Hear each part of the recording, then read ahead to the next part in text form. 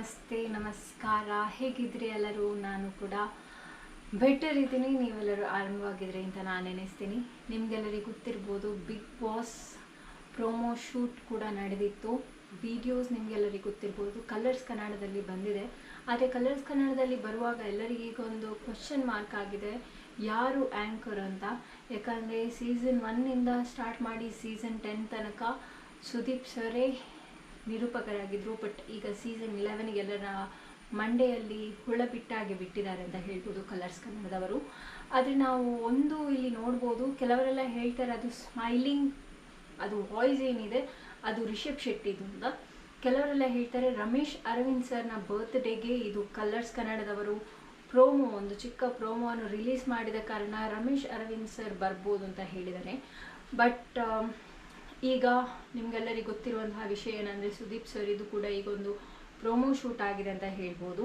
ಅದರಲ್ಲಿ 99% ಸುದೀಪ್ ಸರೇ ಬರ್ತಾರೆ. ಯಾಕಂದರೆ ಪ್ರೋಮೋ ಶೂಟ್ ಮಾಡಿದಂತ ಅವ್ರು ಬರಲೇಬೇಕು. ಬಟ್ ಈಗ ಏನು ಮಾಡ್ತಿದ್ದಾರೆ ಅಂದರೆ, ಕಲರ್ಸ್ನ ಬಿಗ್ ಬಾಸ್ನವ್ರು ಏನು ಮಾಡ್ತಿದ್ದಾರೆ ಅಂದರೆ, ಎಲ್ಲರನ್ನು ಗ್ರ್ಯಾಬ್ ಮಾಡ್ತಿದ್ದಾರೆ. ಅಂದರೆ ಬಿಗ್ ಬಾಸಿಗೆ ಎಳಿತಿದ್ದಾರೆ ಅಂತ ಹೇಳ್ಬೋದು. ಯಾಕಂದರೆ ಎಲ್ಲರೀಗ ಮಂಡ್ಯಲ್ಲಿ ಇರೋದೇ ನಿರೂಪಕರು ಯಾರು ಅಂತ. ಆ್ಯಂಡ್ ನಿಮಗೆಲ್ಲರಿಗೂ ಗೊತ್ತಿರ್ಬೋದು, ಆಲ್ಮೋಸ್ಟ್ ಎಲ್ಲರದೊಂದು ಮೆಸೇಜ್ ಇತ್ತು, ಸುದೀಪ್ ಸರ್ ಬಂದರೆ ಮಾತ್ರ ನಾವು ಬಿಗ್ ಬಾಸ್ ನೋಡೋದು ಅಂತ.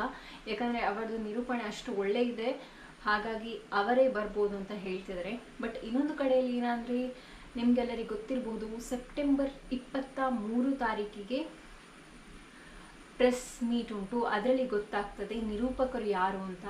ಬಟ್ ಈಗ ನಾವು ಕೇಳಿರುವಂತಹ ಮಾಹಿತಿ ಪ್ರಕಾರ ಎಲ್ಲರಿಗೂ ಗೊತ್ತಿರ್ಬೋದು ಸುದೀಪ್ ಸರೇ ಬರ್ತಾರೆ ಅಂತ.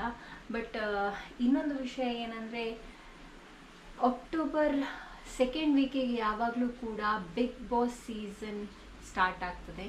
ಬಟ್ ಈ ಸತಿ ಬೇಗ ಸ್ಟಾರ್ಟ್ ಆಗುವಂತಹ ಕೂಡ ಚಾನ್ಸಸ್ ಇದೆ ಅಂತ ಉಂಟು. ಸೆಪ್ಟೆಂಬರ್ ಲಾಸ್ಟಿಗೆ ಕೂಡ ಗ್ರ್ಯಾಂಡ್ ಓಪನಿಂಗ್ ಸ್ಟಾರ್ಟ್ ಆಗುವಂತಹ ಚಾನ್ಸಸ್ ಇದೆ ಅಂತ ಕೂಡ ಇದೆ. ನೋಡುವ ಹೇಗಿರ್ತದೆ ಅಂತ. And hope for the best. ಇನ್ನು ನೆಕ್ಸ್ಟ್ ವಿಡಿಯೋದಲ್ಲಿ ಸಿಕ್ಕುವ guys. Until take care, bye. Subscribe ಮಾಡಿ, ಈಗಲೇ ಸಬ್ಸ್ಕ್ರೈಬ್ ಮಾಡಿ ಅಂತ ಹೇಳಿ. Love you all.